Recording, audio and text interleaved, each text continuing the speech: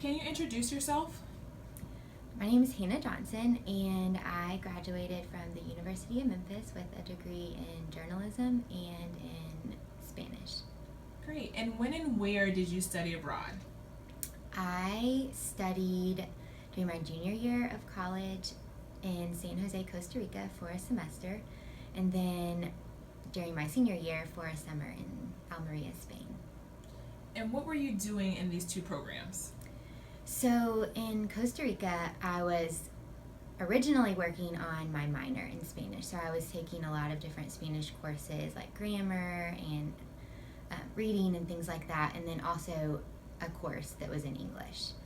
In Spain, I was then working on my major in Spanish, and all of my classes were completely in Spanish, literature, grammar, those types of things.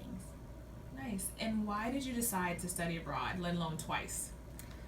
I think when I started college, I really wanted to have like a well-rounded experience, and I traveled just a tiny bit when I was in high school, and just really wanted to like further that experience and have the chance to do more than just spend a week somewhere. I really wanted to be able to experience the culture and like get to know people and just like have a deeper understanding of different cultures. Nice. And were finances a concern for you? And if they were, how did you afford to study abroad? Yeah, so finances were a huge concern for me. At first, when I began college, I wasn't even sure if I was going to be able to go because my parents they just chose not to help me with college. And so when the thought of studying abroad seemed like a fun idea, but it also seemed completely impossible because obviously I worked part-time and there was no way for me to save all of the money that it would cost to study abroad. Gotcha. So how were you able to fund your study abroad experience?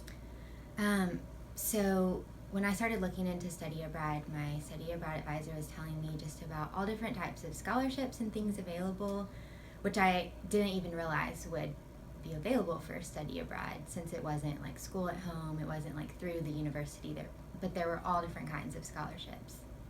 Nice. And can you tell us if while you were abroad, if you experienced any discrimination or did you feel you were treated any differently because of how you identify? It's interesting because where I live, obviously I'm not a minority, and so I'd never really experienced like personally what it would feel like to be very different and be in like the small percentage somewhere. And so my first experience being in Costa Rica was very interesting because people, no matter where I went, people immediately identified me as an American. And I'd never really experienced being thought of as like my ethnicity before. And it was frustrating because I wanted to feel like I fit in. And so like sometimes I would avoid eye contact so people wouldn't like immediately know that I was American. I wanted them to think that like maybe she speaks Spanish enough to be a Costa Rican, and like maybe we can treat her like she's accepted here, not like a foreigner who doesn't understand anything that's going on, that sort of thing. Gotcha. And did you feel like you had a support system or people you can go to express any concerns that may have occurred abroad? So my program was great, and so they had a great staff, which was really helpful. But for me, the biggest support that I had was my host family, and it was just so nice to have locals who would help me and like be willing to talk through things with me even though they didn't speak English. It was such a huge help because they could explain to me like this is how a local would react in this way, or this is what the locals do and what they don't do. And talking to my host mom was a huge help both in Spain and in Costa Rica. They helped me so much, just like working through some cultural things.